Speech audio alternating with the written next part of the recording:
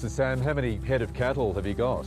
We're running about 800 breeders at this point in time, plus 200 replacement heifers, in addition to a few hundred bulls. And it's feed time. It's been feed time all morning.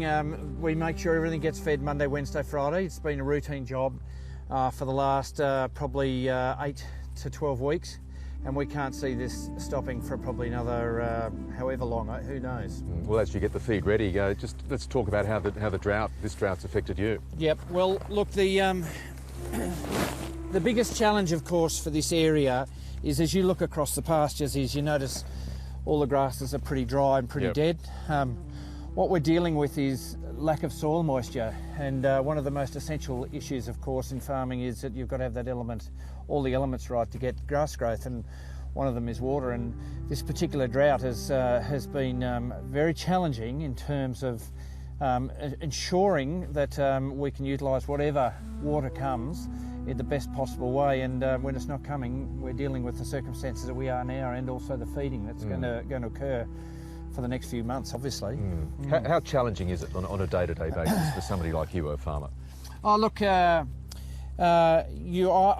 think I have colleagues who are probably doing it tougher than me, but for us to paint a picture for everyone, you'll find that our role is to ensure that we're looking after animals. At this particular point in time, they're right at the point of calving, so they have absolutely huge requirements for energy. We've got to make sure they all get it. And then not only that, within the next 8 to 12 weeks, we're going to be breeding these cattle, and we've got to have that energy component right so we can get these cattle in calf. Because ultimately, the real thing about this business is that if we've got nothing breeding, we've got nothing to sell in the future. Well, speaking of energy, let's get to it.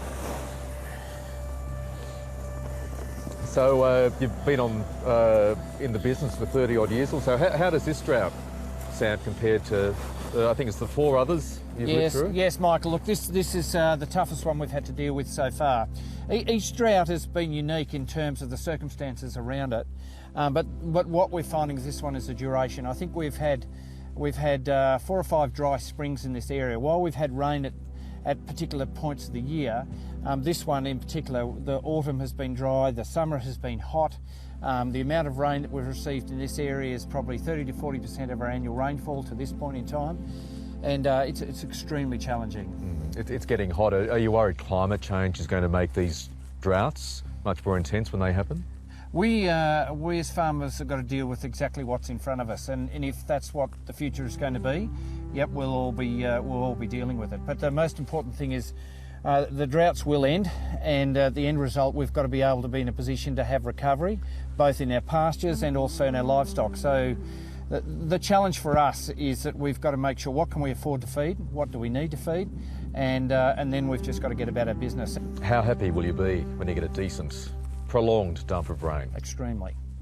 It'll be it'll be a massive relief. Remember though, when the first signs of rain occur, your drought doesn't break instantly. Droughts take a little bit of time, and your country takes time to recover. It could be 8 to 12 weeks from the time of the first rain, provided there's considerable follow-up, that you'll get good grasses to grow. And the point is we've got to remember that if the predictions are true and we go through another dry spring, what we're always preparing for and keeping an eye on is the following winter. So you've always got to be looking for the needs of your animals going well into the future, because if you have a break and it's in the summer, you haven't developed a massive body of feed if it's too late, if you know what I mean, for the following winter. So we've got to watch this very carefully.